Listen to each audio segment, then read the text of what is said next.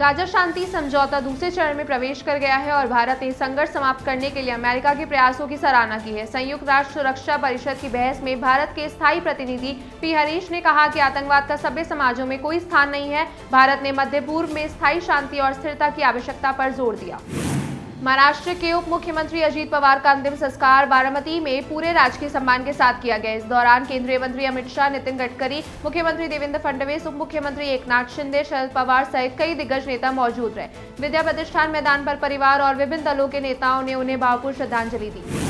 पंजाब के मुख्यमंत्री भगवंत मान ने अहमदाबाद में घोषणा की कि राज्य सरकार ने मुख्यमंत्री सेहत योजना शुरू की है, जिसके तहत हर परिवार को 10 लाख रुपए तक का यूनिवर्सल हेल्थ कवर मिलेगा। इस योजना में आय या कार्ड की कोई शर्त नहीं होगी, केवल पंजाब का डोमिसाइल होना जरूरी है। मान ने कहा कि रजिस्ट्रेशन जारी है और लोगों में इसे लेकर भारी उत्साह देखा जा रहा है।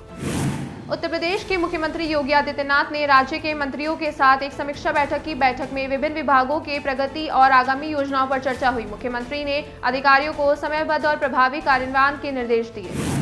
देहरादून में उत्तराखंड के मुख्यमंत्री पुष्कर सिंह धामी ने विभिन्न विकास परियोजनाओं और प्रशासनिक कार्यों की समीक्षा बैठक की। बैठक में राज्य के विभिन्न विभागों की प्रगति, योजनाओं की स्थिति और आगामी योजनाओं पर चर्चा हुई। मुख्यमंत्री ने अधिकारियों को समयबद्ध कार्यान्वयन और गुणवत्ता सुनिश्चित करने के निर्देश दिए। इस बैठक का उद्देश्य राज्य के विकास को तेज करना और जनता को बेहतर सेवाएं सुनिश्चित करना था। ग्रेटर नोएडा में सपा प्रमुख अखिलेश यादव ने सुप्रीम कोर्ट द्वारा यूजीसी इक्विटी रेगुलेशन पर लगाई गई रोक पर प्रतिक्रिया दी। उन्होंने कहा कि दोषी बचना नहीं चाहिए और निर्दोष के साथ अन्याय नहीं होना चाहिए। अखिलेश ने संविधान की भावना का हवाला देते हुए कहा कि भेदभाव किसी भी रूप में स्वीकार्य नहीं है। Chief of defence staff general Anil Chauhan ने नेशनल डिफेंस कॉलेज में संबोधन के दौरान बदलाव प्रबंधन के महत्व पर जोर दिया। उन्होंने भू राजनीतिक, भू तकनीकी और भू आर्थिक 3 बड़ी चुनौतियों का उल्लेख करते हुए बदलते युद्ध क्षेत्र और मिलिट्री अफेयर्स की क्रांति पर प्रकाश डाला।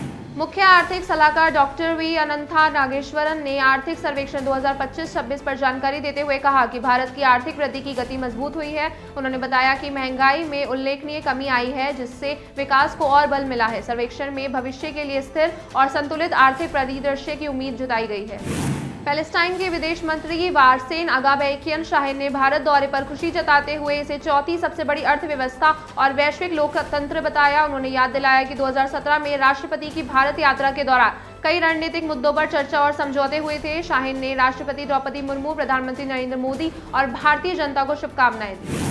चेन्नई के कल्लेवनार आरंगम में इंडिया ग्लोबल एजुकेशन समिट 2026 का उद्घाटन तमिलनाडु के मुख्यमंत्री एम.के. स्टालिन की मौजूदगी में हुआ। इस दौरान राज्य को ज्ञान, इनोवेशन और स्किल डेवलपमेंट का ग्लोबल हब बनाने के लिए विभिन्न देशों की यूनिवर्सिटी और संस्थानों के साथ एमओयू और एलओएल पर हस्ताक्षर किए गए।